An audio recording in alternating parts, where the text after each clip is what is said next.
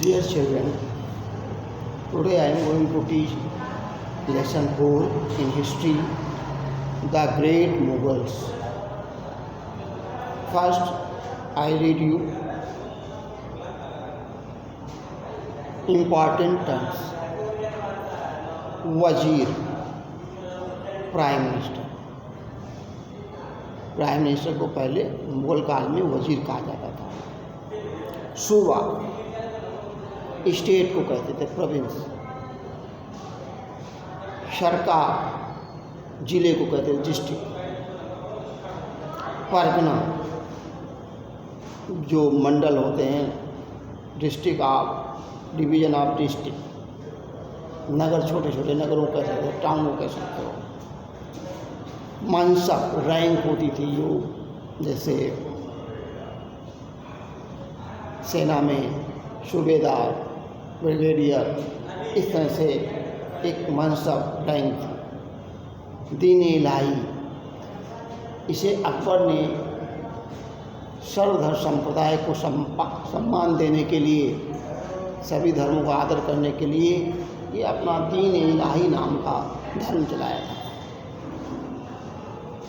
इस धर्म में सभी का स्वागत एवं सम्मान किया जाता था। Now, the growth of Mughal Empire. Look at the page number 28. The growth of the Mughal Empire. The Mughals established an empire in India which lasted for more than 2 centuries. This was a period of comparative peace and prosperity, which was reflected in the cultural advancement in the country. The cultural interaction between the Hindu and Muslim gave rise to new synergetic Hindustani culture. The Delhi Sultanate had begun disintegrating in the time of the Tughlaq itself. A number of independent kingdoms had already come up and there was no united front which could withstand for foreign invasion. On the eve of Babur, the invention in 1526, Ibrahim Lodi was ruling, curbing Delhi Sultanate. Jahiruddin Muhammad Babur, the ruler of Fargana, a small principality in the Central Asia, founded the Mughal Empire in India. He had heard a lot about the fabled wealth of Hindustan. When the local rulers invited him to come to India and defeat the Lodi, he grabbed the opportunity with both hands and defeated Ibrahim Lodi at the Panipat in 1526. Later he defeated Rana Sanga of the Mewar at Kanwa, Medni Raya of the Malwa, and Muhammad Lodi. He now commanded the entire North India. He come to know about the life and achievements from his autobiography Tuzuk-e-Babri. After Babur's death in 1530, his eldest son Humayun ascended to the throne. His other son Kamran, Hindal and Askari were given charge of smaller areas. He inherited a large empire from his father, which could not be consolidated due to the ultimately death of Babur. The Rajput and the Afghans had not been crushed completely, while the nobles were also planning and plotting. His own brothers also wanted the throne beside Bahadur Shah, the powerful ruler of the Gujarat and Malwa, was aiming to conquer Rajputana. Sher Shah Suri, the Afghan ruler of Bihar and Bengal, was the greatest enemy of the Humayun, who was neither a good warrior nor able administrator.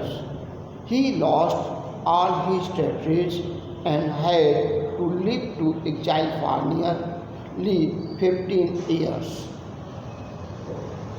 Now, Sher Shah Suri. Sher Shah was son of minor Jagirdar of Jaunpur. He was employed with the ruler of Bihar and later with the Babar. He steadily rose to power in South Bihar, gained full control of it. He had friendly relation with the ruler of Bengal. He then married a widow and obtained the fort of the Chunar. He defeated Humayun at the Chausa 1539 and later at Kannauj 1540. He snatched his territories and became an emperor of India. He resigned for a brief period of 5 years, 1540-1545. During this period, he conquered Gwalior, Raisan, Punjab, Multan, Sindh, his Mewar, and his empire extended from Bengal to Jhelum. In 1545, while attacking the part of Kalinjar and Bundelkhand, he died of injuries sustained by gunpowder explosion. Sher Shah is famous for his administrative system. He divided his empire into sarkars, provinces, which were further divided into Pargana districts. He imposed equal law for justice and introduced a reform system of the currency, where the silver coins was called rupiah. He is considered the forerunner of Akbar. He was a secular ruler and followed a policy of religious tolerance. He respected all religions and looked after the welfare of all his subjects. Sher Shah maintained a large army made up of cavalry, infantry, and elephantry. He took great personal interest in recruitment of the troops. He gave special favor to Afghan soldiers and reintroduced the system of branding of horse and paid a lot of importance to the cavalry. He enforced strict discipline among soldiers. He paid his officials and soldiers in cash.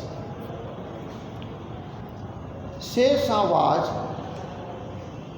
benevolent and ruler who cared for his subjects.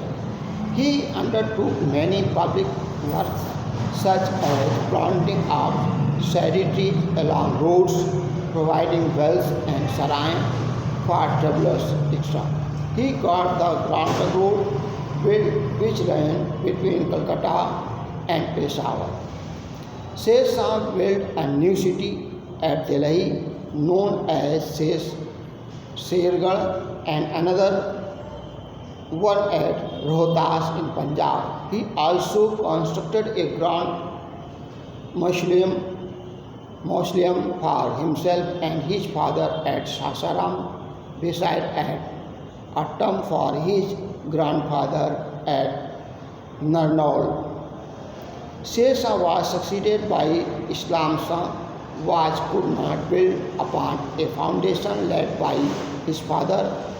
He was defeated by Humayun in 1555, who occupied Delhi and ended the rule of the Shah. Mughal dynasty. Now, next day, Thanks.